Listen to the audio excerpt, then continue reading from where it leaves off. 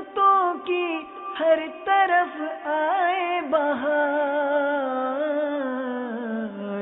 نیک ہو امت اے نانا حسین، نیک ہو امت اے نانا حسین۔ الحمد للہ رب العالمین والصلاة والسلام على سید المرسلین، اما بعد فاعوذ باللہ من الشیطان الرجیم، بسم اللہ الرحمن الرحیم۔ الصلاة والسلام علیک یا رسول اللہ وعلى آلك وأصحابك يا حبيب الله، الصلاة والسلام عليك يا نبي الله وعلى آلك وأصحابك يا نور الله، نويت سنة الاعتكاف۔ سرکار دو عالم نور مجسم صلی اللہ تعالی علیہ وآلہ وسلم کا فرمان علی شان ہے، بروز قیامت تم میں سے میرے سب سے زیادہ نزدیک وہ شخص ہوگا جس نے دنیا میں مجھ پر کثرت سے درود پڑھا ہوگا۔ صلو علی الحبیب صلی اللہ تعالی علی محمد۔ میٹھے میٹھے اسلامی بھائیوں، اللہ تبارک و تعالی کا کروڑہ کروڑ احسان ہے کہ اس نے ہمیں مسلمان بنایا اور اپنے پیارے حبیب صلی اللہ تعالی علیہ وآلہ وسلم کی امت میں داخل فرمایا، اور پھر مزید ہم پر یہ احسان ہے کہ آج کے اس دور میں، اس زمانے میں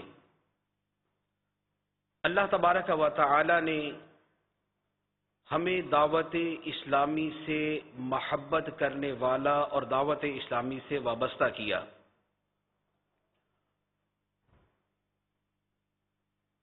کیونکہ آج کے ماحول اور معاشرے میں عمومی طور پر مسلمانوں کی جو صورت حال ہے وہ ہم پر پوشیدہ نہیں۔ گناہوں کا سیلاب اور معاصی کی کثرت اور ہر طرف ایک ایسا عجیب و غریب ماحول ہے جو ہمارے پیارے دین اسلام کی حقیقی تعلیمات سے بہت دور ہے۔ اور ایسے ماحول میں کہ جب نفسا نفسی ہے، مال کی محبت ہے، دنیا کی چاہت ہے، کثرت کی ہوس ہے، اور ایک دوسرے سے لوٹنے کھسوٹنے کا ذہن ہے، اس وقت میں بھی اللہ تعالی کے ایسے بندے موجود ہیں جو اپنی اصلاح کی کوشش بھی کرتے ہیں اور دوسروں کی اصلاح کی کوشش بھی کرتے ہیں۔ اور یہ الحمدللہ اس قدر وسیع پیمانے پر، اس قدر منظم انداز میں قرآن و حدیث کی تعلیمات کی روشنی میں عقائد حقہ کے ساتھ دین کی طرف بلانے کا جو نیٹ ورک ہے وہ شاید پوری دنیا میں دعوت اسلامی جیسا نہیں ہے۔ ہماری اصلاح کے لیے الحمدللہ دعوت اسلامی کے تحت کیا کیا کاوشیں اور کوششیں نہیں کی جاتی۔ جو دعوت اسلامی والا بن جاتا ہے اور حقیقی معنوں میں بن جاتا ہے تو وہ واقعتاً اس جملے کی، اس نعرے کی تعبیر نظر آتا ہے کہ مجھے اپنی اور ساری دنیا کے لوگوں کی اصلاح کی کوشش کرنی ہے۔ وہ اپنے اعمال پر بھی نظر رکھتا ہے، اپنی نمازوں پر بھی غور کرتا ہے، اپنے ذات کے اعتبار سے سنتوں پر عمل، مستحبات پر عمل، گناہوں سے بچنا، غیبت، جھوٹ، چغلی، وعدہ خلافی اور اس طرح کے جتنے صغیرہ یا کبیرہ گناہ ہیں ان سے بچنے کی کوشش کرتا ہے، محاسبہ کرتا ہے، اور یہی مدنی سوچ اس کی دوسروں کے بارے میں ہوتی ہے۔ نیکی کی دعوت، یہ الحمدللہ دعوت اسلامی کا وہ مین مقصد ہے، وہ بنیادی مقصد ہے جس کے لیے یہ الحمدللہ ساری ترکیبیں ہوتی ہیں، خواہ مدنی قافلہ ہے، خواہ مدنی چینل ہے، خواہ ہمارا دار المدینہ ہے، خواہ ہمارا مکتبۃ المدینہ ہے، ہمارا کتابیں لکھنا ہے، کتابیں شائع کرنا ہے، شرعی مسائل بتانا ہے، اجتماع میں شرکت کرنا ہے، دوسروں کو اجتماع میں شرکت کروانا ہے، علاقائی دورہ کرنا ہے، مسجد میں درس دینا ہے، چوک میں درس دینا ہے، یہ سارے کے سارے اعمال ہمارے ان کا جو نقطہ عروج ہے اور جو منتہائے نظر ہے وہ نیکی کی دعوت ہے۔ نیکی کی دعوت کتنی عظیم عبادت اور اللہ تعالیٰ کو کتنی محبوب ہے، اس کے حوالے سے چند چیزیں عرض کرتا ہوں۔ سب سے پہلے اللہ تبارک و تعالی کے وہ بندے جو اللہ کی بارگاہ میں سب سے زیادہ محبوب اور مقبول ہیں، یعنی انبیاء کرام علیہم الصلاۃ والسلام، ان کی مبارک ذاتوں کو لیں تو ان کی زندگیوں کا سب سے بنیادی مقصد ہی یہ تھا کہ اللہ کے احکام اور نیکی کی دعوت لوگوں تک پہنچائیں۔ چنانچہ نبی کی تعریف ہی یہ کی جاتی ہے، ہوا انسان بعثہ اللہ الی الخلق لتبلیغ احکامہ، کہ نبی وہ ہے جسے اللہ تعالی اس لیے مبعوث فرماتا ہے تاکہ وہ لوگوں تک اللہ کے احکام پہنچائے۔ اب انبیاء کرام علیہم الصلاۃ والسلام جتنے بھی ہیں، 1,24,000 یا اس سے کم یا اس سے زیادہ جتنی بھی تعداد انبیاء علیہم الصلاۃ والسلام کی ہے، ان تمام کا مقصد یہی ہے کہ اللہ کے احکام اس کے بندوں تک پہنچائیں۔ قرآن پاک میں اللہ تعالی نے انبیاء علیہم الصلاۃ والسلام کی ان کوششوں کو اور نیکی کی دعوت کے لیے یہ مشقتیں اٹھانے کو 20 جگہ پر بیان فرمایا، اور انبیاء علیہم الصلاۃ والسلام جب لوگوں سے کلام فرماتے تھے تو کلام کرتے ہوئے باقاعدہ ان سے یہ کہتے تھے کہ ہم تمہیں اللہ کے احکام کی تبلیغ کرنے آئے ہیں، اللہ کے احکام پہنچانے آئے۔ چنانچہ سورہ اعراف کے اندر متعدد آیات حضرت نوح علیہ السلام، حضرت ہود علیہ السلام، حضرت صالح علیہ السلام، حضرت شعیب علیہ السلام کے بارے میں ہیں کہ جن کے اندر وہ فرماتے ہیں ابلغکم رسالات ربی، میں تمہیں اپنے رب کے پیغامات پہنچاتا ہوں، اپنے رب کے احکام کی تبلیغ کرتا ہوں، میں تمہیں سیدھا راستہ دکھاتا ہوں، میں تمہیں ہدایت کی طرف بلاتا ہوں، میں تمہیں نیکی کی دعوت دیتا ہوں، میں تمہیں اللہ کے عذاب سے ڈراتا ہوں، میں تمہیں اللہ کی بندگی کی طرف بلاتا ہوں، میں تمہیں سیدھی راہ کی طرف بلاتا ہوں۔ اب یہ جتنی بھی چیزیں ہیں، اللہ کی طرف بلانا، نیکی کی طرف بلانا، عذاب الہی سے ڈرانا، اللہ کا خوف دلانا، نیکی کی طرف بلانا، تقوی کی طرف بلانا، اپنی اطاعت کی طرف بلانا، اللہ کی عبادت کی طرف بلانا، یہ تمام کی تمام چیزیں اگر غور فرمائیں تو الحمدللہ دعوت اسلامی کا مدنی مقصد بھی یہی ہے۔ ہمارے مدنی ماحول کے اندر بھی یہی کیا جاتا ہے۔ نماز کی دعوت ہے، عبادت کی دعوت ہے، اللہ کی بندگی کی دعوت ہے، اللہ کی اطاعت کی دعوت ہے، نبی پاک علیہ الصلوۃ والسلام کی اطاعت کی دعوت ہے، آپ کی اتباع کی دعوت ہے، آپ کی سنتوں کی پیروی کی دعوت ہے، نیکی کی، تقوی کی، خوف خدا کی، صبر کی، شکر کی، توکل کی، قناعت کی، انہی چیزوں کی دعوت دی جاتی ہے۔ اور یہ ہمارا طریقہ نیا نہیں بلکہ اللہ تعالیٰ کے نبیوں کا طریقہ ہے، جو سرکار دو عالم صلی اللہ علیہ وآلہ وسلم پر آ کر ختم ہوا، اور سلسلہ نبوت کے بعد پھر امر بالمعروف و نہی عن المنکر، نیکی کی دعوت کا جو منصب تھا وہ امت کے حوالے کر دیا گیا۔ اور انبیاء علیہ الصلوۃ والسلام نے کتنا کتنا عرصہ تبلیغ فرمائی۔ اس کا آسان سا جواب یہ ہے کہ جس نبی کو اللہ تعالی نے جتنا عرصہ اس ظاہری دنیا میں رکھا، جس نبی کو جتنا عرصہ اللہ نے اس ظاہری دنیا میں رکھا، اپنے اعلان نبوت سے لے کر اپنے اس آخری وقت تک وہ اسی نیکی کی دعوت کے کام میں مشغول رہے۔ چنانچہ نوح علیہ السلام کے بارے میں اللہ تعالیٰ فرماتا ہے کہ نوح علیہ السلام اپنی قوم میں 950 سال تک آپ نے قیام فرمایا، اور 950 سال ہی آپ نے تبلیغ فرمائی، آپ نے نیکی کی دعوت دی۔ اب 950 سال آپ کو ملے، آپ نے 950 سال ہی اللہ کی بندگی، اللہ کے احکام کی تبلیغ کے اندر گزار دی۔ تو جس کو جتنا عرصہ اس ظاہری دنیا میں ملا، اس نے اتنا عرصہ ہی اللہ کے احکام کو پہنچانے میں صرف کیا۔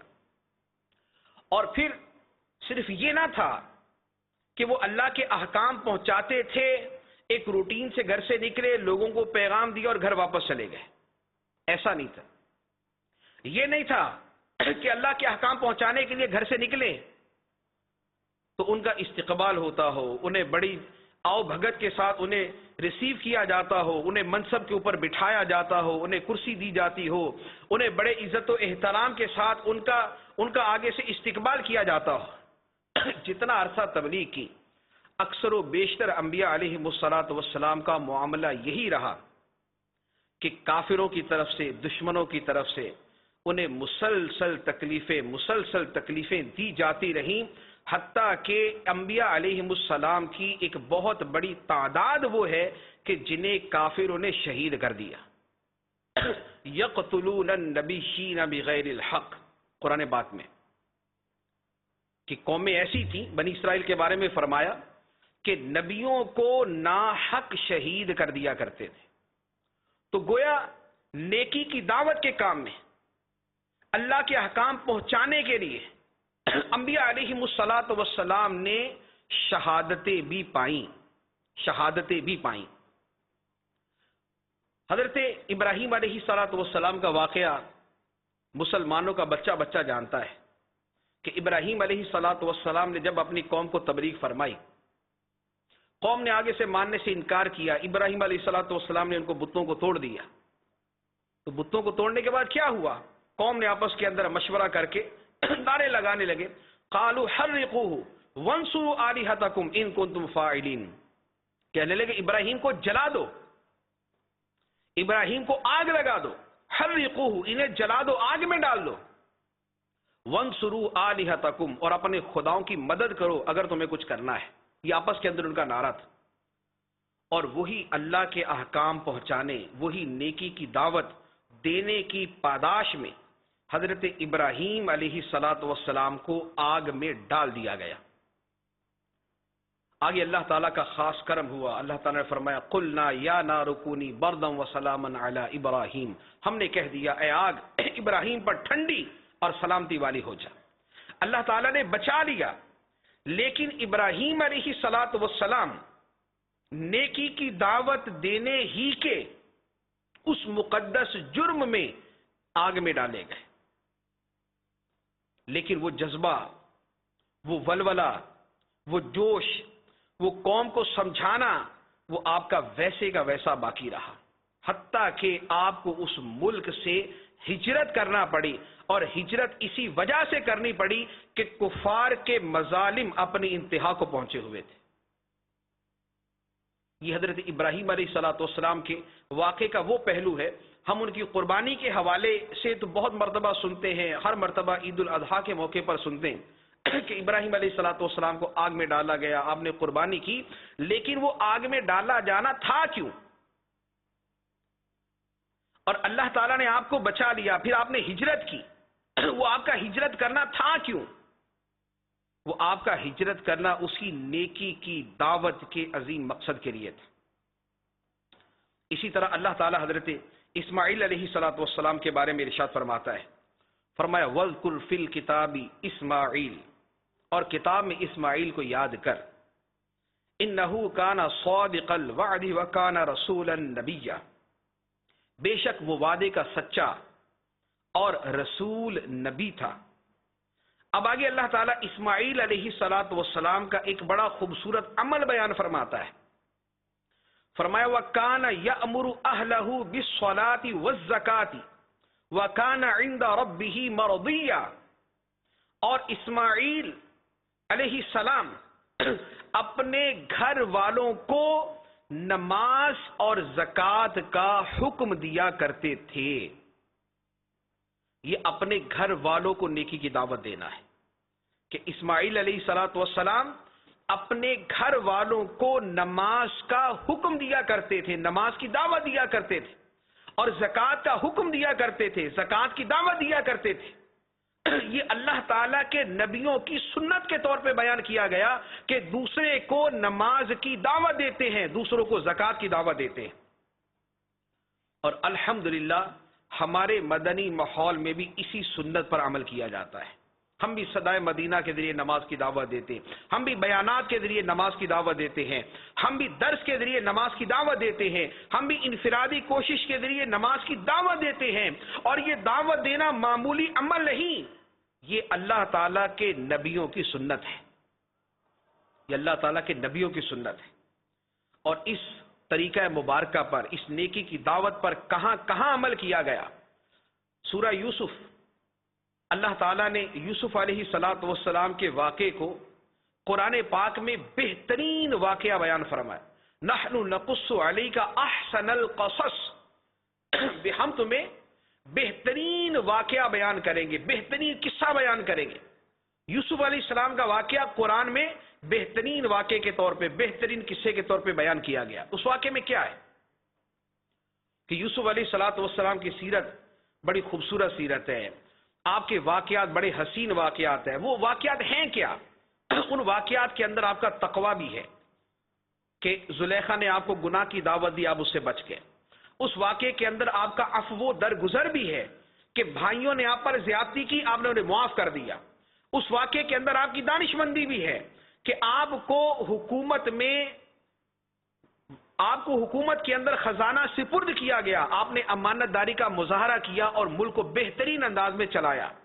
لیکن انہی واقعات کے اندر ایک واقعہ اور بھی ہے، اور وہ بھی اسی خوبصورت ترین واقعے کا حصہ ہے، احسن القصص کا حصہ ہے۔ وہ کیا ہے کہ جب حضرت یوسف علیہ السلام کو جیل میں ڈالا گیا تو قرآن پاک کے اندر ہے کہ جیل کے اندر حضرت یوسف علیہ السلام کے ساتھ دو قیدی اور تھے، اور وہ دونوں قیدی کافر تھے۔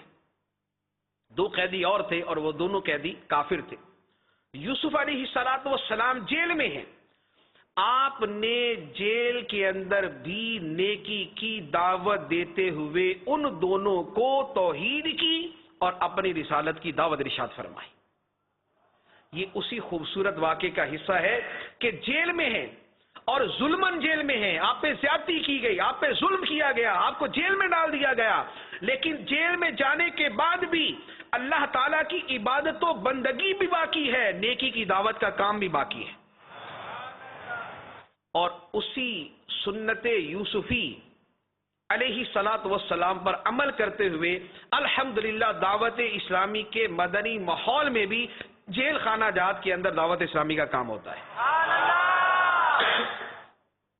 انبیاء علیہم الصلاۃ والسلام نے جس جس انداز میں دعوت دی، جو آپ نے نیکی کی دعوت کے انداز اختیار فرمائے، الحمدللہ دعوت اسلامی ان بہت سارے طریقوں اور ان بہت ساری سنتوں کی جامع ہے۔ پھر ہمارے پیارے آقا صلی اللہ تعالی علیہ وآلہ وسلم، تمام نبیوں کے آقا، تمام نبیوں سے افضل سید المرسلین صلی اللہ علیہ وآلہ وسلم، اللہ تعالیٰ نے محبوب کریم علیہ الصلوۃ والسلام کے جو فضائل قرآن پاک میں بیان فرمائے، ان فضائل کے اندر اللہ تعالیٰ ارشاد فرماتا ہے، یا ایھا النبی انا ارسلناک شاہدا ومبشرا ونذیرا وداعیا الی اللہ باذنہ وسراجا منیرا۔ اے غیب کی خبریں دینے والے، بے شک ہم نے آپ کو شاہد گواہ بنا کے بھیجا، ومبشرا اور خوشخبری دینے والا، ونذیرا اور ڈر سنانے والا، وَدَاعِيًا إِلَى اللَّهِ بِإِذْنِهِ اور لوگوں کو اللہ کی طرف اللہ کے حکم سے دعوت دینے والا بنا کر بھیجا۔ تین اوصاف مبارکہ جو بیان کیے گئے، پہلا وصف مبشرن، آپ خوشخبریاں دینے والے ہیں، جو نیک عمل کرے گا یہ فضیلت، جو نماز پڑھے گا یہ فضیلت، جو زکوٰۃ دے گا یہ فضیلت، جو قرآن کی تلاوت کرے گا یہ فضیلت ملے گی، جو نیکی کی دعوت دے گا یہ بشارت ملے گی، جو ذکر اللہ کرے گا اسے یہ نعمتیں ملے گی، جو درود پاک پڑھے گا اسے جنت میں یہ مقام ملے گا۔ نبی پاک صلی اللہ تعالی علیہ وآلہ وسلم خوشخبریاں دینے والے ہیں، اور آپ لوگوں کو ڈر بھی سنانے والے ہیں، آپ لوگوں کو وعیدیں بھی سنانے والے ہیں کہ اگر بدکاری کرو گے تو یہ سزا ہے، چوری کرو گے تو یہ سزا ہے، غیبت کرو گے تو یہ گناہ ہے، چغلی کھاؤ گے تو یہ گناہ ہے، جھوٹ بولو گے تو یہ گناہ ملے گا۔ نبی پاک صلی اللہ تعالی علیہ وآلہ وسلم وعیدیں بھی سنانے والے۔ وَدَاعِيًا إِلَى اللَّهِ بِإِذْنِهِ اور اللہ کی طرف اللہ کے حکم سے دعوت دینے والے۔ اب اللہ کے حکم سے اللہ کی طرف دعوت دینے والے ہیں۔ آپ نے کافروں کو دعوت دی اسلام کی طرف، آپ نے اہل مکہ کو دعوت دی، آپ نے اہل مدینہ کو دعوت دی، آپ نے دنیا کے بادشاہوں کو دعوت دی، آپ نے عمراء کو دعوت دی، آپ نے غریبوں کو دعوت دی، آپ نے گھر گھر جا کر دعوت دی، آپ نے مسجد میں دعوت دی، آپ نے بازار میں دعوت دی، آپ نے اپنے گھر والوں کو دعوت دی، اپنے رشتہ داروں کو دعوت دی، بیگانوں کو دعوت دی، اپنے دوستوں کو دعوت دی، حتیٰ کہ اپنے دشمنوں کو بھی دعوت دی۔ یہ تین نبی پاک صلی اللہ تعالی علیہ وآلہ وسلم کے اوصاف مبارکہ۔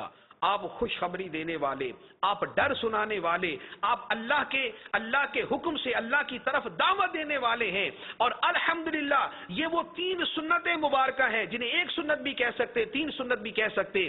الحمدللہ دعوت اسلامی کا مبلغ اپنے آقا کریم صلی اللہ تعالی علیہ وآلہ وسلم کی انہی سنتوں پر عمل کرتا ہے، وہ خوشخبریاں بھی دیتا ہے، وہ نماز پڑھنے کی فضیلتیں بھی بیان کرتا ہے، وہ تلاوت قرآن کی فضیلت بھی بیان کرتا ہے، وہ ذکر اللہ کرنے کے فضائل بھی بیان کرتا ہے، وہ درود پاک پڑھنے کے فضائل بھی بیان کرتا ہے، وہ صلہ رحمی کرنے، رشتہ داروں سے حسن سلوک کرنے، پڑوسیوں سے اچھا سلوک کرنے، مسلمانوں پہ شفقت کرنے، یتیموں پہ رحم کرنے، بڑوں کی عزت کرنے، چھوٹوں پہ شفقت کرنے کے فضائل بھی بیان کرتا ہے، اور وہ غیبت کی گناہ کی وعیدیں بھی بیان کرتا ہے، وہ چغلی کی وعیدیں بھی بیان کرتا ہے، وہ جھوٹ کی وعیدیں بھی بیان کرتا ہے، وہ شراب نوشی کی مذمت بھی بیان کرتا ہے، وہ خوشخبریاں بھی دیتا ہے، وہ ڈر بھی سناتا ہے، اس لیے کہ ہمارے آقا صلی اللہ تعالی علیہ وآلہ وسلم کا یہ طریقہ مبارکہ تھا۔ اور آقا کریم صلی اللہ علیہ وآلہ وسلم اللہ کے حکم سے اللہ کی طرف دعوت دینے والے ہیں۔ آپ نے اپنے اہل خانہ کو دعوت دی، اپنے رشتہ داروں کو دعوت دی، اپنے دوستوں کو دعوت دی، اپنے پڑوسیوں کو دعوت دی، اپنے شہر والوں کو دعوت دی، دوسرے شہر میں طائف شریف میں جا کر دعوت دی، مدینہ منورہ بھی دوسرا شہر تھا، اس دوسرے شہر میں جا کے دعوت دی، پھر مدینہ منورہ میں جا کے اپنے صحابہ کرام کو لوگوں کو دین کے احکام سکھانے کے لیے دوسرے شہروں میں بھیجا۔ نبی پاک صلی اللہ تعالی علیہ وآلہ وسلم کا یہ طریقہ مبارکہ دعوت دینے کا، الحمدللہ دعوت دعوت اسلامی اس سنت پر بھی عمل کرتی ہے کہ ہمارے ماحول کے اندر باقاعدہ اس کی تاکید اور اس کی ترغیب دی جاتی ہے. اپنے گھر کے اندر بھی درس دینا ہے, چوک میں بھی درس دینا ہے, اپنے پڑوسی کو بھی نیکی کی دعوت دینی ہے, مسجد کے اندر جا کر بھی نیکی کی دعوت دینی ہے, بازار کے اندر جا کر بھی نیکی کی دعوت دینی ہے, اور قافلے کی صورت میں دوسرے شہروں میں جا کر بھی نیکی کی دعوت دینی ہے. وَمُبَشِّرًا وَنَذِيرًا وَدَاعِيًا إِلَى اللَّهِ بِإِذْنِهِ وَسِرَاجًا مُنِيرًا. تو یہ نیکی کی دعوت دینے کا کام یہ کوئی معمولی کام نہیں ہے. یہ انبیاء علیہم السلام کی سنت مبارکہ ہے. یہ ہمارے آقا صلی اللہ تعالی علیہ وآلہ وسلم کی دائمی سنت مبارکہ ہے. آپ نے جب سے اعلان نبوت فرمایا تب سے حکم الہی پر نیکی کی دعوت آپ اس سے پہلے بھی دیتے تھے. سچ بولنے کا, وعدہ پورا کرنے کا, امانتوں میں دیانتداری کرنے کا, یہ تو آپ پہلے سے بھی فرماتے تھے. لیکن جب اعلان نبوت فرما دیا پھر حکم الہی کے مطابق یہ آپ کی ذمہ داری تھی, یہ پھر آپ کی ذمہ داری بن گئی. اللہ تعالیٰ قرآن پاک میں ارشاد فرماتا ہے, یا ایھا الرسول بلغ ما انزل الیک من ربک وان لم تفعل فما بلغت رسالتہ. اے رسول آپ پہنچا دیجئے جو آپ کی طرف اللہ کی طرف سے نازل کیا جاتا ہے, آپ لوگوں تک پہنچا دیجئے. اور اگر آپ نے ایسا نہ کیا, نبی پاک صلی اللہ تعالی علیہ وسلم کو اللہ تعالیٰ فرماتا ہے ان لم تفعل فما بلغت رسالتہ, اور اگر آپ نے اللہ کے حکام لوگوں تک نہ پہنچائے تو آپ نے اپنی رسالت کو ہی لوگوں تک نہ پہنچایا. یہ اللہ کے احکام لوگوں تک پہنچانا, یہ نیکی کی دعوت دینا, یہ نیکیوں کی ترغیب دینا, یہ گناہوں سے بچانے کی کوشش کرنا, یہ ہمارے آقا صلی اللہ تعالی علیہ وآلہ وسلم کا منصب مبارک بھی تھا اور ہمارے لیے آپ کی سنت مبارکہ بھی. اور اسی طرح بطور خاص ہمیں اللہ تعالیٰ نے اس کا حکم دیا. ہمیں یہ نہیں ہے, ہمیں آپشن نہیں ہے کہ تمہاری مرضی ہے, نیکی کی دعوت دل کرے تو دے دینا, گناہ سے روکنا ہو تو دل کرے تو روک لینا. ایسا نہیں. بطور فرض کفایہ کے تو ہمارے اوپر فرض کیا گیا کہ نیکی کی دعوت دے اور برائی سے منع کرے. اور جہاں ہم گناہ سے دوسرے کو روک سکتے ہیں, ہم سمجھائیں گے, معلوم ہے سامنے والا رک جائے گا, وہاں ہمارے اوپر اس کو فرض عین بنا دیا. اللہ تعالیٰ قرآن پاک میں ارشاد فرماتا ہے, فرمایا یا ایھا الذین آمنوا کونوا انصار اللہ کما قال عیسی ابن مریم للحواریین من انصاری الی اللہ قال الحواریون نحن انصار اللہ. اے ایمان والو اللہ کے مددگار بن جاؤ. اے ایمان والو اللہ کے مددگار بن جاؤ. جیسے عیسیٰ بن مریم نے حواریوں سے, اپنے صحابیوں سے فرمایا کہ کون اللہ کی طرف ہو کر میرا مددگار ہے, تو حواریوں نے کہا نحن انصار اللہ, ہم اللہ کے مددگار ہیں. یہ اللہ کی مدد کیا ہے, ہماری کیا اوقات, ہماری کیا حیثیت کہ ہم اللہ کی مدد کریں. خالق, مالک, رازق, احکم الحاکمین, قادر مطلق, سمیع و بصیر, علیم و خبیر, کیا مدد کریں اس کی. اللہ کی مدد سے مراد یہ ہے اللہ کے دین کی مدد کرنا. اللہ کے دین کی مدد کرنا. اللہ کے دین کی مدد کیا ہے؟ اللہ کے دین کی مدد یہ ہے کہ جب دین کے اوپر حملے ہو رہے ہوں, علمی سطح پر دین کے اوپر اعتراضات اٹھائے جا رہے ہوں, دین کو برا بھلا کہا جا رہا ہو, لوگوں کو دین سے دور کیا جا رہا ہو, دین پر عمل کرنا مشکل ہوتا جائے, دین کے اوپر چلنا مشکل ہوتا جائے, دیندار کا مذاق اڑایا جائے, امامہ باندھنے پہ لوگ مذاق اڑاتے ہو, داڑھی رکھنے پہ لوگ مذاق اڑاتے ہو, مذہبی وضاقتہ کے اوپر لوگ مذاق اڑاتے ہو, ایون کہ مسجدوں میں جانے پر لوگ تان و تشنیع کا ذریعہ بناتے ہو. جب دین اتنا مظلوم ہو جائے تو اس وقت اللہ کے دین کی مدد یہ ہے کہ ہم اپنی ذات کے اوپر بھی دین کو نافذ کریں اور دوسرے لوگوں کی بھی دین کی دعوت دینا شروع کر دیں. یہ دوسروں کو دین کی دعوت دینا, یہ نیکی کی دعوت دینا, یہ گناہوں سے بچانا, یہ لوگوں کو گناہوں سے دور لے جانا, اس کے لیے کوشش کرنا, یہی اللہ کے دین کی مدد کرنا ہے اور یہی اللہ کی مدد کرنا ہے. یہی اللہ کے دین کی مدد کرنا ہے.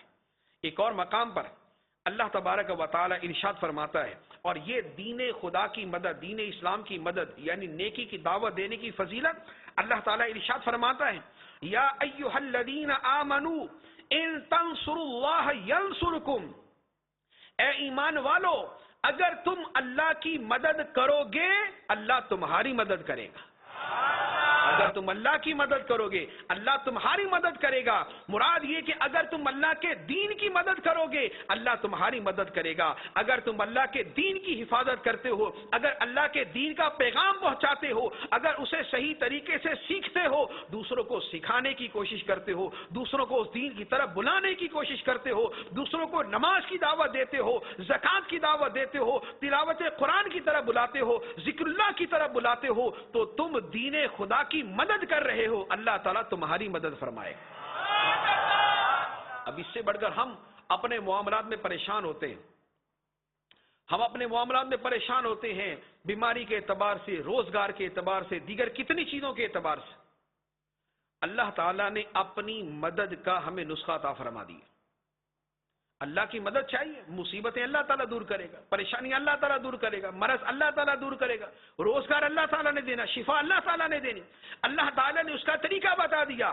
اگر تم اللہ کے دین کی مدد کرو گے اللہ تعالیٰ تمہاری مدد کرے گا۔ یہ مدنی قافلوں کی آپ بہاریں سنتے ہیں کہ مدنی قافلے میں گیا، اس کی آنکھ خراب تھی، آنکھ درست ہو گئی، اس کو کینسر کا مرض تھا، اللہ تعالیٰ نے اس سے شفا عطا فرما دی، اسے دل کا مرض تھا، اللہ تعالیٰ نے اس سے شفا عطا فرما دی، اسے فلاں مسئلہ تھا، اللہ تعالیٰ نے اسے چھٹکارا عطا فرما دیا، اس کے روزگار کا مسئلہ تھا، اللہ تعالیٰ نے روزگار کا مسئلہ حل کر دیا، اس کا بچہ بیمار تھا، اللہ تعالیٰ نے اس کو شفا دے دی۔ ان ساری چیزوں کے پیچھے ہے کیا کہ جو مدنی قافلے میں سفر کے لیے جانے والا ہے وہ کیوں جا رہا ہے، وہ کیوں جاتا ہے؟ اس کے پیچھے ایک مقصد ہوتا ہے، مجھے اپنی اور ساری دنیا کے لوگوں کی اصلاح کی کوشش کرنی، مجھے اپنی اور ساری دنیا کے لوگوں کی اصلاح کی کوشش کرنی ہے۔ تو چونکہ وہ لوگوں کی اصلاح کی کوشش کے لیے نکلا ہوا ہے، وہ اللہ کے دین کی مدد کے لیے نکلا ہوا ہے، اور جب وہ اللہ کے دین کی مدد کے لیے نکلا ہوا ہے تو اللہ تعالیٰ اس کی مدد فرماتا ہے، تو اللہ تعالیٰ اس کی مدد فرماتا ہے۔ تو یہ تو ہمارے پاس ایک آسان نسخہ ہے کہ اپنی پریشانیاں حل کرنی ہے، اللہ تعالیٰ کے دین کی مدد کے لیے نکل پڑے، نیکی کی دعوت کے لیے چل پڑے۔ اب وہ نیکی کی دعوت کے لیے جانا ہمارا اجتماع میں ہو، ہمارا درس کے لیے مسجد میں جانا ہو، ہمارا درس کے لیے دوسرے علاقے میں جانا ہو، ہمارا لوگوں کو نماز کے لیے جگانے کے لیے صدائے مدینہ کے لیے جانا ہو، ہمارا علاقۂ دورہ برائے نیکی کی دعوت کے لیے جانا ہو، ہمارا مدنی قافلوں میں جانا ہو، جب ہمارے پیچھے مقصد یہ ہے کہ مجھے اپنی اور ساری دنیا کے لوگوں کی اصلاح کی کوشش کرنی ہے، تو ہم اللہ کے دین کی مدد کے لیے نکل رہے ہیں، اور جب اللہ کے دین کی مدد کے لیے نکل رہے ہیں تو اللہ تعالیٰ کی مدد ہمارے شامل حال ہو۔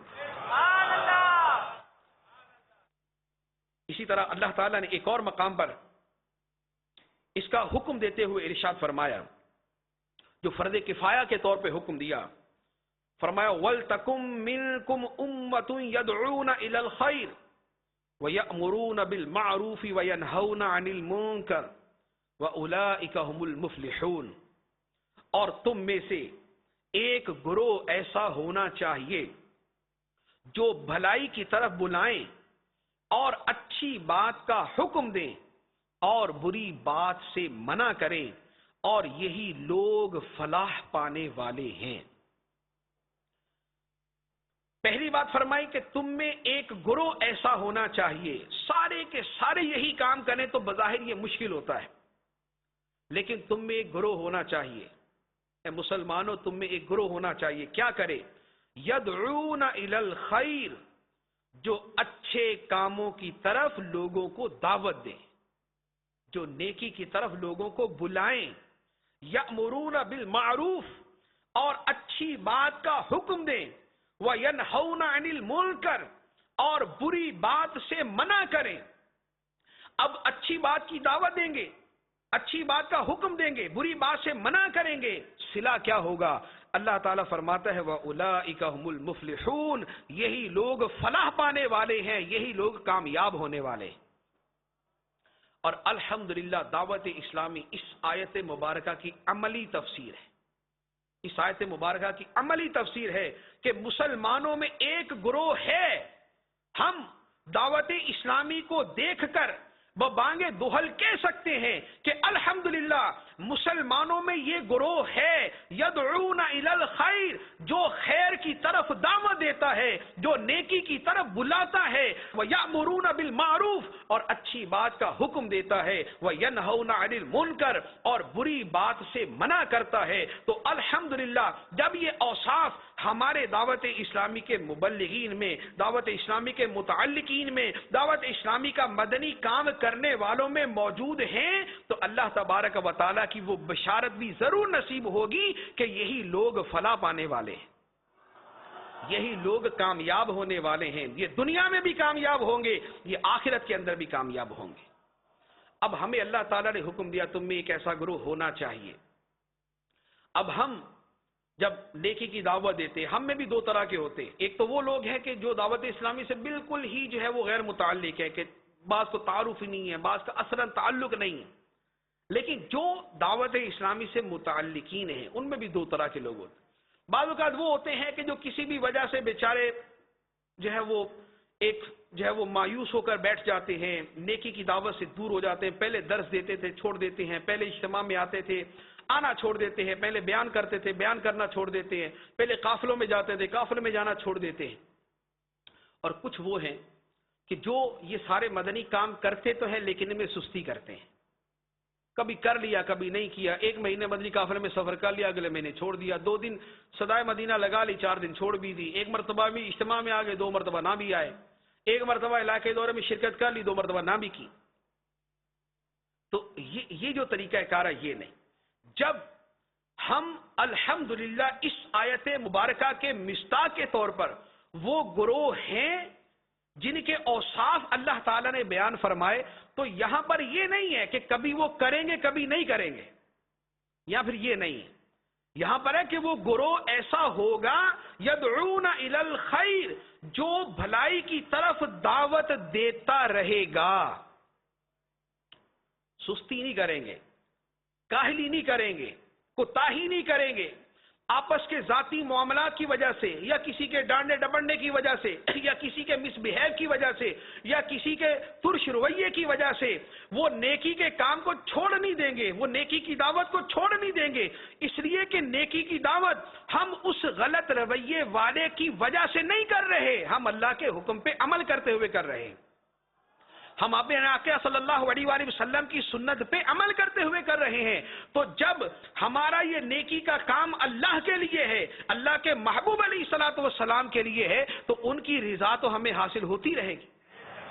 ہم جتنی دعوت دیتے رہیں گے، جتنا ہم نیکی کی دعوت دیتے رہیں گے، جتنا گناہوں سے روکتے رہیں گے، جتنے نیک اعمال ان کاموں کے اندر مشہور رہیں گے، جتنی دعوت الی الخیر ہوتی رہے گی، جتنی نیکی کی دعوت ہوتی رہے گی، اللہ تعالیٰ کی رضا ملتی رہے گی، ثواب ملتا رہے گا، ہمیں اس کا اجر ملتا رہے گا، ہمارے لیے جنت کے اندر ٹھکانہ بنتا رہے گا، ہمارے جنت میں درخت لگتے رہیں گے، ہمارے جنت میں محلات تعمیر ہوتے رہیں گے۔ تو اب کسی کے رویے کی وجہ سے ہم اپنے یہ جنت کے محلات کو کیوں چھوڑ کے بیٹھ جاتے ہیں؟ ہم اگر ایک کسی علاقے کے اندر اگر اللہ نے ہمیں پیسے دیے اور ہم اب کوئی بنگلہ بنانا شروع کر دیں، اب بنگلہ بنانے کے اندر اگر پڑوسی آ کے ہم سے ترش رویہ اختیار کرے، بھائی صاحب کیا کر رہے ہو یہ، تو کیا اس کے برے رویے کی وجہ سے ہم اپنا گھر بنانا چھوڑ دیتے کہ میں اپنا گھر اب نہیں بناؤں گا؟ کیوں جی؟ یہ مجھ سے اچھے انداز کے اندر بات نہیں کرتا۔ بھائی وہ اچھے انداز میں بات نہیں کرتا، یہ اس کا معاملہ ہے، تم جو کام کر رہے ہو تم تو اپنا کام کر رہے ہو، تم اگر نیکی کی دعوت دیتے ہو، تم اگر قافلوں میں سفر کرتے ہو، تم اگر درس دیتے ہو، تم اگر لوگوں کو جو ہے وہ صدائے مدینہ لگاتے ہو، تم اگر انفرادی کوشش کرتے ہو، تم اگر علاقائی دورے میں شرکت کرتے ہو، یہ تو تمہارا اور اللہ کا معاملہ ہے، تو تم اپنے محلات بنانے سے کیوں رکتے ہو، اپنا جنت میں ٹھکانہ بنانے سے کیوں رکتے ہو؟ تو ہمیں حکم یہ ہے وَلْتَكُمْ مِنْكُمْ أُمَّةٌ يَدْعُونَ إِلَى الْخَيْرِ، اے مسلمانوں تمہارے اندر ایک گروہ ایسا ہونا چاہیے جو خیر کی طرف دعوت دے، بھلائی کی طرف دعوت دے، نیکی کا حکم دے اور برائی سے منع کرے۔ اور الحمدللہ دعوت اسلامی کی صورت میں وہ امتن، وہ جماعت، وہ گروہ الحمدللہ موجود ہے۔ ایک اور مقام پہ اللہ تعالیٰ ارشاد فرماتا ہے، ارشاد فرمایا کنتم خیر امت اخرجت للناس تأمرون بالمعروف وتنہون عن المنکر وتؤمنون باللہ، اے مسلمانوں تم بہترین امت ہو جو لوگوں کے لیے ظاہر کی گئی. کیا کرتے ہو؟ تم بھلائی کا حکم دیتے ہو اور برائی سے منع کرتے ہو اور اللہ پر ایمان رکھتے ہو. اے مسلمانوں، تم بہترین امت ہو جو لوگوں کے لیے ظاہر کی گئی. لوگوں کے لیے ظاہر کی گئی، کیا مراد؟ لوگوں کی ہدایت کے لیے ظاہر کی گئی، لوگوں کی بھلائی کے لیے ظاہر کی گئی، لوگوں کی رہنمائی کے لیے ظاہر کی گئی. اور تمہارا کام کیا ہے؟ فرمایا تأمرون بالمعروف، تم اچھی بات کا حکم دیتے ہو اور بری بات سے منع کرتے ہو اور اللہ پر ایمان رکھتے ہو. الحمدللہ ہم اللہ پہ ایمان بھی رکھتے ہیں اور ہم امر بالمعروف ونہی عن المنکر، نیکی کی دعوت بھی دیتے ہیں، برائی سے منع بھی کرتے ہیں. اور الحمدللہ دعوت اسلامی کا یہی مشن. اب اللہ تبارک و تعالی نے ہمیں اس کا حکم ارشاد فرمایا. قرآن پاک کی متعدد آیات مبارکہ وہ ہیں جن میں باقاعدہ یہ حکم ہے کہ دوسروں کو گناہ سے روکنا اور نیکی کا حکم دینا یہ تم پر لازم ہے. چنانچہ اللہ تعالیٰ ارشاد فرماتا ہے، ارشاد فرمایا یا ایھا الذین آمنوا قوا انفسکم واہلیکم نارا وقودها الناس والحجارہ علیہا ملائکۃ غلاظ شداد لا یعصون اللہ ما امرہم وَيَفْعَلُونَ مَا يُؤْمَرُونَ. فرمایا اے ایمان والو، بچاؤ آگ سے، بچاؤ آگ سے اپنے آپ کو اور اپنے گھر والوں کو. تنہا نہیں کہ اگر میں نماز پڑھتا ہوں اور میرے گھر والے نماز نہیں پڑھتے تو کوئی مسئلہ نہیں. اگر میں غیبت سے بچتا ہوں اور میرے گھر والے غیبت سے نہیں بچتے تو کوئی مسئلہ نہیں. اگر میں برائی سے بچ رہا ہوں اور میرے گھر والے برائی میں ہیں تو خیر ہے. نہیں نہیں، فرمایا قوا انفسکم واہلیکم نارا، اے ایمان والو آگ سے بچاؤ اپنے آپ کو اور اپنے گھر والوں کو. تو ہم صرف اسی سے بری ذمہ نہیں ہوں گے کہ ہم نماز پڑھتے ہیں اور ہم اپنے گھر والوں کو نماز کی دعوت نہیں دیتے. ہم غیبت سے بچتے ہیں لیکن اپنے گھر والوں کو غیبت سے بچنے کی دعوت نہیں دیتے. ہم گناہوں سے بچتے ہیں لیکن گھر والوں کو گناہوں سے متنفر نہیں کرتے. ہم گناہوں سے بچتے ہیں لیکن اپنے بچوں کو نہیں سمجھاتے. ہم گناہوں سے بچتے ہیں لیکن ہمارے گھر والے گناہوں میں پڑے ہوئے. ہماری اس سے نجات نہیں. ہماری نجات اس صورت میں ہے کہ جب اپنے آپ کو بھی بچائیں گے اور اپنے گھر والوں کے لیے بھی کوشش کریں گے جتنی کوشش کرنا شرعاً ہمارے اوپر ضروری ہے. اسی طرح ایک اور مقام پہ اللہ تبارک و تعالی ارشاد فرماتا ہے، فرمایا وَأْمُرْ أَهْلَكَ بِالصَّلَاةِ وَاصْطَبِرْ عَلَيْهَا، اور اپنے گھر والوں کو نماز کا حکم دو اور اپنے گھر والوں کو نماز کا حکم دو. وَاصْطَبِرْ عَلَيْهَا، اور خود بھی نماز پر ڈٹے رہو. گھر والوں کو حکم دینے کا پہلے فرمایا اور خود نماز پر کار بند رہنے کا بعد میں فرمایا. یہ اس حکمت کی طرف اشارہ ہے کہ صرف اپنی نمازوں کو اہم نہ سمجھو، اپنے گھر والوں کو نماز کا حکم دینے کو بھی اہم سمجھو. اپنے گھر والوں کو بھی نماز کی دعوت دو. فجر کی نماز کے لیے خود اٹھتے ہو، اپنے گھر والوں کو اٹھاؤ، اپنے والدین کو اٹھاؤ، اپنے بہن بھائیوں کو اٹھاؤ، اپنے بیوی بچوں کو اٹھاؤ. خود اگر مغرب کی نماز، عشاء کی نماز پڑھتے ہو اور اپنے گھر کے افراد کو دیکھتے ہو بیٹھے ہوئے، نماز کے لیے کوئی نہیں اٹھ رہا، نماز کے لیے کوئی وضو کے لیے نہیں اٹھ رہا، تو ان کو بھی نماز کی دعوت دو. وَأْمُرْ أَهْلَكَ بِالصَّلَاةِ وَاصْطَبِرْ عَلَيْهَا، اور اپنے گھر والوں کو نماز کا حکم دو اور خود بھی اس پر کار بند رہو. صلہ کیا ملے گا؟ فرمایا لا نسألک رزقا، ہم تم سے رزق نہیں مانگتے، نحن نرزقک، رزق تمہیں ہم دیں گے، رزق تمہیں ہم دیں گے. والعاقبۃ للتقوی، اور اچھا انجام پرہیزگاروں کے لیے. تو خود بھی نماز پڑھنے کا حکم ہے، اپنے گھر والوں کو بھی نماز پڑھنے کا حکم. اور اسی طرح ایک اور حدیث مبارک نبی کریم صلی اللہ تعالی علیہ وآلہ وسلم نے ارشاد فرمایا، فرمایا من رأى منکم منکرا فلیغیرہ بیدہ فإن لم یستطع فبلسانہ فإن لم یستطع فبقلبہ وذلک اضعف الایمان.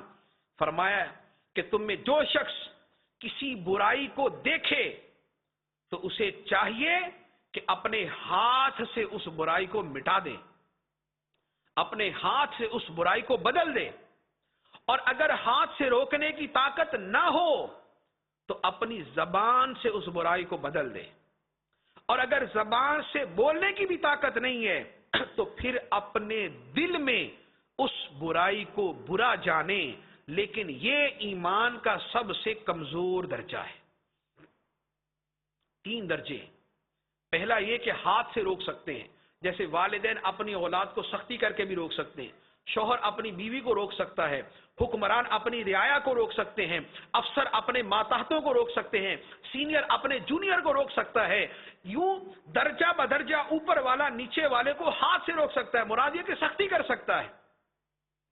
اور جہاں سختی نہ کر سکتے ہوں، اپنے بہن بھائی ہوتے ہیں سختی نہیں کر پاتے، پڑوسی ہیں سختی نہیں کر سکتے، ہمارے کولیگز ہیں سختی نہیں کر سکتے، انجان آدمی ہے سختی نہیں کر سکتے، تو فرمایا پھر اپنی زبان سے روکو۔ یہ زبان سے روکنا کیا ہے؟ یہ زبان سے روکنا نیکی کی دعوت دینا ہے۔ یہ زبان سے روکنا، اگر کسی کو کسی گناہ میں مبتلا دیکھا تو اس گناہ کے بارے میں سمجھانا ہے، اس گناہ کی وعیدیں بیان کرنی ہے، اس گناہ کی مذمت بیان کرنی ہے، خوف خدا دلانا ہے، فکر آخرت دلانی ہے، فکر قبر دلانی ہے، اسے اپنی زبان سے سمجھانا ہے۔ یہ ایمان کا دوسرا درجہ ہے۔ اور اگر یہ بھی نہ ہو سکے، اور حقیقت یہ ہے کہ ایسے مواقع کم ہوتے ہیں کہ یہ بھی نہ ہو سکے، اگر یہ بھی نہ ہو سکے کہ زبان سے سمجھا سکے، تو پھر فرمایا اپنے دل کے اندر اس برائی کو برا جانو۔ اور آپ اگر تھوڑا سا غور فرمائیں تو دوسروں کی حالت نہیں، ہماری اپنی حالت بھی اس تیسرے درجے سے نیچے ہوتی کہ ہم نہ ہاتھ سے برائی کو روکتے ہیں، نہ زبان سے برائی سے روکتے ہیں، اور نہ اپنے دل میں برا جانتے ہیں۔ ہمارے سامنے کتنی برائیاں ہوتی ہیں، ہمارے سامنے کتنے گناہ ہوتے ہیں، ہمیں اپنے معاشرے کا پتہ ہے، ہم اخبار پڑھتے ہیں پتہ چل جاتا ہے ہمارے معاشرے کے اندر کیا ہو رہا ہے، ہمیں لوگ بتاتے ہیں پتہ چلتا ہے ہمارے معاشرے میں کیا ہوتا ہے، ہمیں اپنے پاس پڑوس کا پتہ ہے معاشرے میں کیا ہو رہا ہے۔ برائیاں دیکھتے ہیں، ہمیں صرف وہ برائی بری لگتی ہے، ہم اس برائی کو دل میں برا جانتے ہیں جس برائی سے ہمیں تکلیف ہوتی ہو، جس برائی سے ہمیں ضرر ہوتا ہو۔ ہمیں رشوت دینا برا لگتا ہے، کیوں؟ جب ہم سے رشوت لی جاتی ہے، لیکن جب دوسرے سے رشوت وصول کرتے ہیں اس وقت تو برا نہیں لگتا۔ کیا وہ جو رشوت لینا ہے اور وہ جو دوسرے کا رشوت دینا ہے، کیا وہ برا نہیں؟ اگر کسی کے گانوں کی آواز ہماری نیند میں خلل ڈالتی ہے تو وہ گانا ہمیں برا لگتا ہے، لیکن اگر کسی کے گانے کی آواز اس کے گھر کے اندر ہے، اگر وہ کسی کلب میں ہے، اگر اس کلب کے اندر شراب نوشی ہو رہی ہے تو وہ ہمیں بری نہیں لگتی۔ اگر ہمارا پڑوسی شراب پی کے غل گپاڑا کرتا ہے، شور مچاتا ہے، اول پھول بکتا ہے، گالیاں بکتا ہے، ہمیں بڑا برا لگتا ہے۔ لیکن اگر وہ بڑی تمیز سے شراب پیے اور تھوڑی سی ہلکی پیے اور شور نہ مچائے تو ہم کہتے ہیں ٹھیک ہے بھائی، وہ اپنا کام کر رہا ہے، ہمارے پیٹ میں درد ہے کہ ہم اس کو سمجھانے نکلے۔ تو اس کا مطلب یہ ہوا کہ ہمیں برا، اپنا برا ہمیں برا لگتا ہے، ہمیں برائی بری نہیں لگتی، ہمیں گناہ برا نہیں لگتا، ہمیں وہ منکر برا نہیں لگتا، ہمیں وہ اللہ کی نافرمانی بری نہیں لگتی، ہمیں وہ معاشی کے اندر لوگوں کا پڑ جانا برا نہیں لگتا۔ ہمارا معاشرہ تباہ ہوتا جاتا ہے، ہمارے معاشرے میں برائیاں پھیلتی جاتی ہیں، معاشرے میں برائیوں کا وہ حال ہے کہ الامان والحفیظ، لسٹوں کی لسٹیں بن سکتی ہیں، فہرستوں کی فہرستیں بن سکتی ہیں کہ ہمارے ہاں ہوتا کیا ہے۔ جس معاملے کی طرف جائیں پیچھے پوری ایک فہرست موجود ہے کہ یہ ہو رہا ہے، یہ ہو رہا ہے۔ اگر صرف ایک لفظ کرپشن کے اوپر یہاں پر ہر 2 آدمیوں کا ایک گروپ بنا دیا جائے کہ کرپشن کے اوپر آپس میں کلام کریں، تو مجھے نہیں لگتا کہ کوئی ہم میں سے، یہ ہزاروں بیٹھے ہوئے لوگوں میں سے ایک بندہ ایسا ہوگا کہ جو کرپشن کے اوپر پوری تقریر نہ کر سکتا۔ لیکن وہ کرپشن جب تک ہمارے گھر تک نہیں پہنچتی، جب تک وہ ہمیں تکلیف نہیں دیتی، تب تک وہ پھیل رہی ہے، تب تک وہ پھیلنے دیتے ہیں، تب تک وہ ہونے دیتے ہیں، اور جب ہمیں وہ پہنچ جائے تو پھر ہمیں وہ بری لگنا شروع ہوتی۔ تو معاشرے کے اندر جو برائیاں ہیں وہ اتنی پھیلتی جا رہی ہیں، اتنی پھیلتی جا رہی ہیں۔ ہم بعض اوقات یہ ہوتا ہے کہ ہم مدنی ماحول سے وابستہ ہیں، ہم گھر سے نکلتے ہیں، اپنے آفس جاتے ہیں یا اپنی شاپ پہ جاتے ہیں، وہاں سے واپس آتے ہیں، واپس آ کر ہم عصر کی نماز پڑھنے نکلے تو ہم علاقے دورے میں نکل گئے، مغرب کے بعد ہم نے درس دیا، گھر پہ آ گئے، عشاء کے بعد ہم نے درس دیا، سورہ ملک سنی، سورہ یاسین سنی، اس کے بعد گھر آ گئے، مدنی چینل دیکھا۔ چونکہ ہمارا بظاہر معاشرہ اتنا ہی ہے، ہماری دنیا اتنی ہوتی ہے، اس لیے ہمیں اتنا نہیں لگتا کہ معاشرے میں کیا ہو رہا ہے۔ لیکن کسی دن اگر ہمیں کوئی زمین کی جگہ خریدنی ہو یا کوئی پلاٹ خریدنا ہو یا مکان خریدنا ہو اور ہمارا واسطہ پڑ جائے رجسٹری کروانے کے ساتھ، تو جب ہم آفس جاتے ہیں تو پتا چلتا ہے کہ وہاں پر کس طرح منہ پھاڑ کر رشوت مانگی جاتی ہے۔ ہمیں بجلی کا میٹر لگوانا ہو تو ہمیں پتا چلتا ہے کہ کتنی رشوت دینی پڑتی ہے۔ ہمیں چھوٹے چھوٹے کاموں کے لیے کتنے دھکے کھانے پڑتے ہیں۔ ہم اپنے مریض کو ہاسپٹل میں لے کے جاتے ہیں، پتا چلتا ہے کہ ڈاکٹر صاحب اپنی ڈیوٹی کے ٹائم میں موجود نہیں ہے، گپے مار رہے ہیں، وہاں کا سٹاف موجود نہیں ہے، گپے مار رہا، وہاں پر جعلی ادویات دی جا رہی ہیں، ان جعلی ادویات کی وجہ سے لوگ مر رہے ہیں، ایکسپائری ڈیٹ والی ادویات دی جا رہی ہیں۔ معاشرے میں جس طرف جاتے ہیں ایک کرپشن کا، ایک بے حیائی کا، ایک گناہوں کا، ایک معاصی کا ایک نیا بازار نظر آتا ہے۔ کبھی کورٹ کچہری سے واسطہ پڑ جائے تو 2 منٹ کے اندر پتا چل جاتا ہے کہ ہمارا معاشرہ کیا ہے۔ گیٹ کے اندر داخل ہونے سے پہلے رشوت شروع ہوگی اور باہر نکلنے تک سب جیبیں خالی ہو چکی ہوں گی۔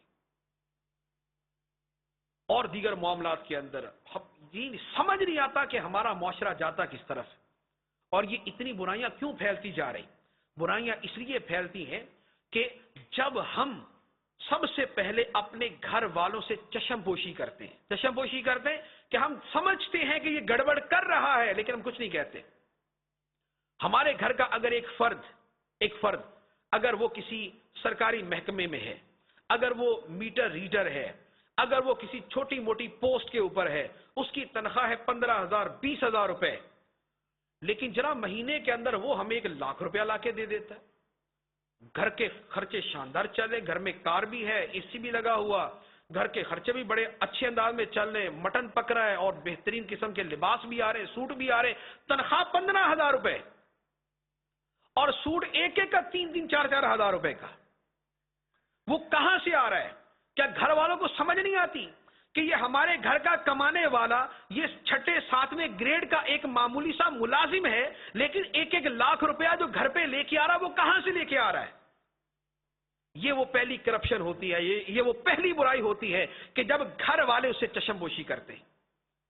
اس کے بعد پڑوسی کو پتا ہے کہ میرا پڑوسی کیا کر رہا ہے، وہ کہتا ہے یہ کما رہا ہے، یہ حرام کھا رہا ہے، اس نے اپنی قبر میں جانا، میں نے اپنی قبر میں جانا۔ یہ تو ٹھیک ہے، اس نے اپنی قبر میں جانا، ہم نے اپنی قبر میں جانا، لیکن ہم نے اپنی قبر میں جا کے یہ بھی جواب دینا ہے کہ ہم نے اللہ کے حکم پہ عمل کرتے ہوئے دوسروں کو گناہوں سے روکا تھا یا نہیں روکا تھا۔ قبر میں ضرور جانا ہے، لیکن ہماری قبر میں ہم سے یہ بھی پوچھا جانا ہے، ہمیں قیامت کے دن یہ بھی پوچھا جانا ہے تم نے اپنے پڑوسی کو گناہ سے روکا تھا یا نہیں روکا تھا؟ معاشرے کے اندر برائیاں پھیل رہی تھی، تم نے ان سے منع کیا تھا یا نہیں کیا تھا؟ اس کے بعد پھر وہی جو اسی کرپٹ آدمی کا، وہی اسی ایکسپائری ڈیٹ کی دوائیاں بیچنے والے کا، وہی ہاسپٹل کی دوائیاں باہر کے میڈیکل سٹور پہ بیچنے والے کا، وہی ڈاکٹر صاحب جو قریب والے میڈیکل سٹور سے ترکیب بنا کے مہنگی مہنگی دوائیاں اسی کے نام کی لکھ کے دے رہے ہیں جو پورے شہر میں صرف اسی میڈیکل سٹور پہ ملے گی، اور وہ جو کمپنیوں سے وہ جو رشوت لے رہے ہوتے ہیں اور جو مفت کے ٹیسٹ لکھ کے دے رہے ہیں جس ٹیسٹ کے لکھنے کی ضرورت نہیں ہے، جو بدیانتی کر رہے ہیں، خیانت کر رہے ہوتے ہیں، تو اس کے گھر والے، وہ جو اس کے اوپر کے افسر والے ہیں، وہ سب دیکھ رہے، خاموش ہیں، نہیں سمجھاتے، نہیں برائی سے منع کرتے، پھر وہ برائی پھیلتی جاتی، اور جب برائی اس انداز میں پھیلتی ہے تو اس کا نتیجہ کیا ہوتا ہے؟ اس کا نتیجہ اللہ تبارک و تعالیٰ قرآن پاک میں ارشاد فرماتا ہے، یہ بنی اسرائیل کے حوالے سے ہے، آگے حدیث مبارک اللہ تعالیٰ نے ارشاد فرمایا لعن الذین کفروا من بنی اسرائیل على لسان داود وعیسی ابن مریم ذالک بما عصوا وکانوا یعتدون کانوا لا یتناہون عن منکر فعلوا لبئس ما کانوا یفعلون۔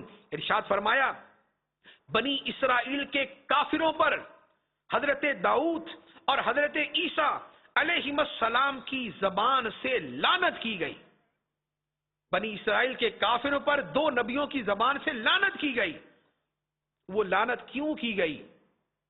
فرمایا ذالک بما عصوا وکانوا یعتدون، اس لیے کہ وہ نافرمان تھے اور حد سے گزر جایا کرتے تھے. اور آگے ارشاد فرمایا کہ وہ جن پر لعنت کی گئی ان کا عمل کیا تھا؟ فرمایا کانو لا یتناہون عن منکر فعلوا، لوگ جو گناہ کرتے تھے یہ انہیں گناہوں سے روکتے نہیں تھے. لوگ گناہ کرتے تھے، معاصی کرتے تھے، پڑے ہوئے تھے، برائیاں پھیل رہی تھی، بے حیائیاں پھیل رہی تھی، گناہ بڑھتے جا رہے تھے، چھوٹے بڑے ملوث ہوتے جا رہے تھے، لیکن یہ انہیں گناہوں سے روکتے نہیں تھے. کانو لا یتناہون عن منکر فعلوا، لوگ جو برائیاں کرتے تھے یہ ان سے روکتے نہیں تھے. فرمایا لبئس ما کانوا یفعلون، کتنا برا کام تھا جو یہ کیا کرتے تھے. جو لوگوں کو برائیوں سے منع نہیں کرتے تھے، کتنا برا کام تھا جو یہ کرتے تھے. اور اسی کی پاداش کے اندر 2 نبیوں کی زبان سے ان کے کافروں پر اللہ کی لعنت کی گئی. ہم اپنے معاشرے کے بارے میں روتے ہیں، ہمارے ہاں یہ ہو گیا، یہ ہو گیا، یہ ہو گیا، لیکن اس ہونے کی بنیاد کیا ہے؟ کیا ایک ہی دن کے اندر پورا معاشرہ جو ہے وہ رشوت لینے شروع ہو گیا تھا؟ کیا ایک ہی مرتبہ کے اندر سب نے جعلی دوائیاں بیچنا شروع کر دی تھی؟ کیا ایک ہی مرتبہ کے اندر گھر گھر کے اندر گانے بازے شروع ہو گئے تھے؟ کیا ایک ہی مرتبہ کے اندر جگہ جگہ پر شراب نوشی شروع ہو گئی تھی؟ کیا رمضان المبارک کے مہینے میں شراب پی کر مرنے والے ہمارے ملک کے اندر موجود ہیں؟ یہ جو رمضان کے مہینے میں شراب پینے والے تھے، کیا آج سے 25 سال پہلے بھی یہی تھا؟ ایسا نہیں تھا.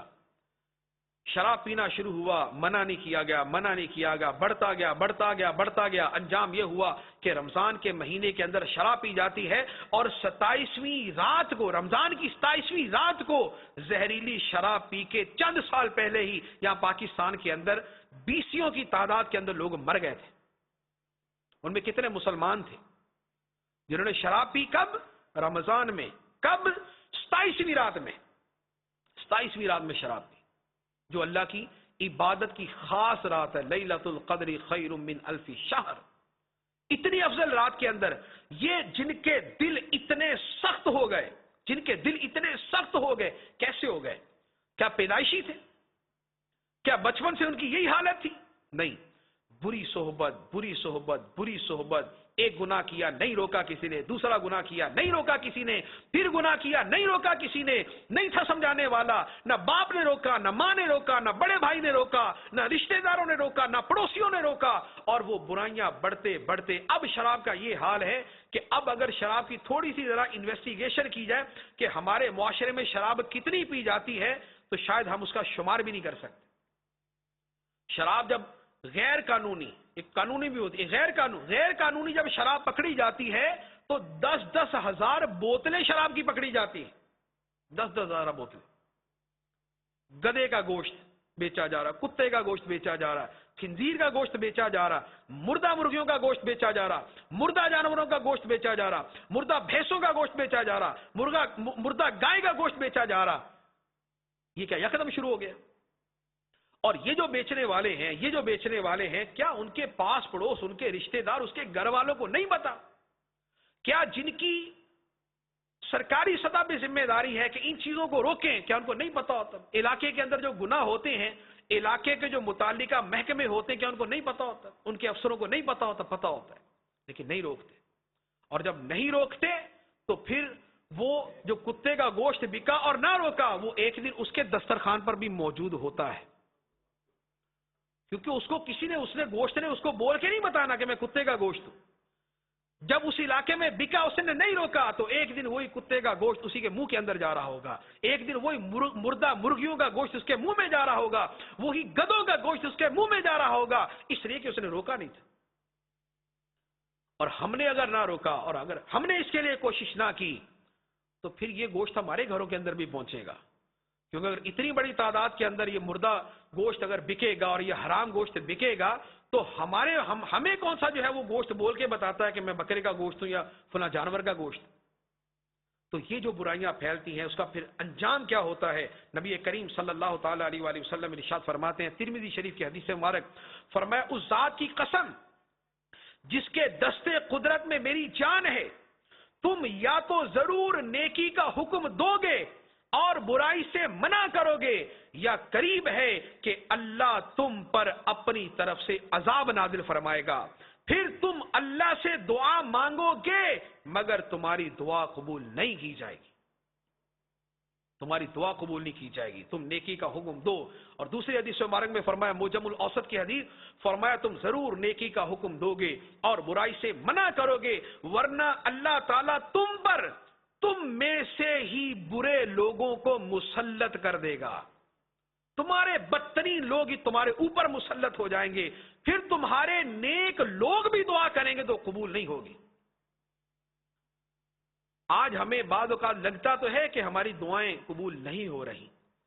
آج ہم بعض اوقات کہتے تو ہیں کہ ہمارے بدترین لوگ ہمارے اوپر مسلط ہو چکے ہیں, لیکن اس کے سبب کی طرف غور نہیں کرتے. بعض اوقات کہتے ہیں کہ یہ جو رنگ برنگی آفات ہیں, کبھی سیلاب کی صورت میں, کبھی طوفان کی صورت میں, کبھی آندھی کی صورت میں, کبھی آگ کی صورت میں, کبھی کچھ ہوتا ہی رہتا ہے, کہیں اللہ کا عذاب نہ ہو. ہم کہتے ہیں کہیں اللہ کا عذاب نہ ہو. اگر یہ اللہ کا عذاب ہے, اگر یہ ہے, تو پھر تھوڑا سا غور کر لیں کہ اس کا سبب کیا ہے. اس کا سبب وہ ہے جو نبی پاک صلی اللہ تعالی علیہ وآلہ وسلم نے ارشاد فرمایا کہ تم ضرور نیکی کا حکم دو گے اور برائی سے منع کرو گے ورنہ تم پہ اللہ اپنا عذاب بھیجے گا. پھر تم دعا مانگو گے, تمہاری دعائیں قبول نہیں ہوں گی. تم پر بدترین حکمران مسلط کر دیے جائیں گے, بدترین لوگ مسلط کر دیے جائیں گے. پھر تمہارے نیک لوگ بھی دعا کریں گے تو دعا قبول نہیں کی جائے گی. تو یہ ہمارے ہاں جتنی برائیاں ہیں, میں نے 2-4 برائیوں کا نام لیا, اگر تھوڑی سی اس کی میں فہرست تیار کر لوں تو شاید 2 گھنٹے اس کی لسٹ ہی پڑھتے رہے ہم. کرائم رپورٹ کا صفحہ اگر 1 ہفتہ پڑھ کے دیکھ لیں تو پتہ چل جاتا ہے اتنے سے بچے کو نہیں چھوڑتے, بچے کو قتل کر دیا, اور معاذ اللہ نہ جانے کیا کیا ہوتا ہے. ماں کو قتل کر دیا, باپ کو قتل کر دیا, ماں کو ڈنڈے مار مار کے مار دیا, چھریاں مار مار کے مار دیا, ماں کو استری سے جلا کے مار دیا, استری کی تار گردن میں لپیٹ کے پنکھے سے لٹکا دیا. اس سے بڑھ کے بدبختی کیا ہوگی؟ اور اس سے آگے کون سے معاشرے کے اندر جانا؟ اس سے بڑھ کر بدترین حالت کی طرف کہاں جانا ہے؟ اب اس سے بچنے کی ایک ہی صورت ہے, اس سے بچنے کی ایک ہی صورت ہے جو آقا کریم صلی اللہ تعالی علیہ وآلہ وسلم نے ارشاد فرمائی کہ تم میں جو برائی کو دیکھے اگر اپنے ہاتھ سے روک سکتا ہے تو اپنے ہاتھ سے روکے, اگر ہاتھ سے نہیں روک سکتا تو اپنی زبان سے روکے, اور اگر زبان سے نہیں روک سکتا تو اپنے دل میں برا جانے. اور یہ ایمان کا سب سے کمزور درجہ ہے. الحمدللہ دعوت اسلامی کی صورت میں زبان سے نیکی کی دعوت دینے اور برائی سے منع کرنے کا بہترین نیٹ ورک ہمارے سامنے موجود ہے. ایک پوری مدنی تحریک موجود ہے. درس دیتے ہیں, ہم اپنی زبان سے برائی سے منع کرتے, بیان کرتے ہیں, ہم اپنی زبان سے برائی سے منع کرتے, کسی پر انفرادی کوشش کرتے ہیں, ہم اپنی زبان سے برائی سے منع کرتے ہیں, ہم علاقائی دورہ کرتے ہیں, ہم اپنی زبان سے نیکی کی دعوت دیتے ہیں, ہم قافلے میں جاتے ہیں, ہم اپنی زبان سے نیکی کی دعوت دیتے ہیں. ہمارا درس و بیان, ہمارے یہ جتنے کام ہیں یہ انہی احادیث مبارکہ پر عمل ہے کہ ہم اپنی زبان سے لوگوں کو نیکی کی دعوت دیتے ہیں, برائی سے منع کرتے ہیں, اور اسی کے اوپر ہم نعرہ لگاتے ہیں کہ مجھے اپنی اور ساری دنیا کے لوگوں کی اصلاح کی کوشش کرنی ہے. تو تھوڑا سا اس کے اوپر غور فرمائیں. جو اسلامی بھائی الحمدللہ مدنی کام کر رہے ہیں, صد مرحبا. جو سستی کرتے ہیں اپنی سستی اڑائیں, صرف اسے ایک صرف تنظیمی ذمہ داری سمجھتے ہوئے نہیں, اللہ تعالیٰ کا حکم سمجھتے ہوئے اس کے اوپر عمل کریں. نبی پاک صلی اللہ تعالی علیہ وآلہ وسلم کی سنت مبارکہ سمجھتے ہوئے اس پر عمل کریں. آقا کریم صلی اللہ علیہ وآلہ وسلم کا حکم سمجھتے ہوئے اس پر عمل کریں. دعوت اسلامی نے تو یہ کیا کہ ہمیں بہترین پلیٹ فارم دے دیا ہے, ایک ہمیں نیکی کی دعوت کا بہترین طریقہ بتا دیا. ہمیں سوچنا نہیں پڑتا کہ ہم کیسے دعوت دیں, ہم کیسے نیکی کا کام کریں, ہم کیسے دین کا کام کریں. الحمدللہ ہمارے لیے سوچنے والے ہمارے اوپر موجود ہیں, وہ سوچ کے ہمیں بتاتے رہتے ہیں. یوں قافلے میں جانا شروع کر دو, یوں درس دینا شروع کر دو, اپنے گھر میں درس دو, چوک میں درس دو, مسجد میں درس دو, بازار میں درس دو, جہاں کام کرتے ہو اپنے کاروبار کی جگہ پر, اپنے آفس کی جگہ پہ درس دو. جہاں جہاں نیکی کی دعوت دے سکتے ہو نیکی کی دعوت دو, علاقائی دورے کی صورت میں نیکی کی دعوت دو. الحمدللہ ہمیں سوچ کے طریقے بتا دیے گئے, اب عمل کرنا ہمارا کام ہے.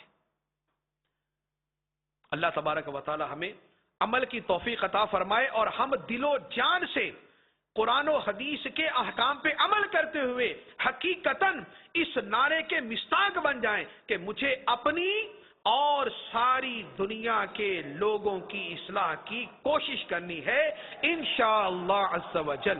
اللہ تبارک و تعالی عمل کی توفیق عطا فرمائے، آمین بجاہ النبی الامین صلی اللہ تعالی علیہ وسلم۔ سنتوں کی ہر طرف آئے بہار، نیک ہو امت اے نانا حسین، نیک ہو امت اے نانا حسین۔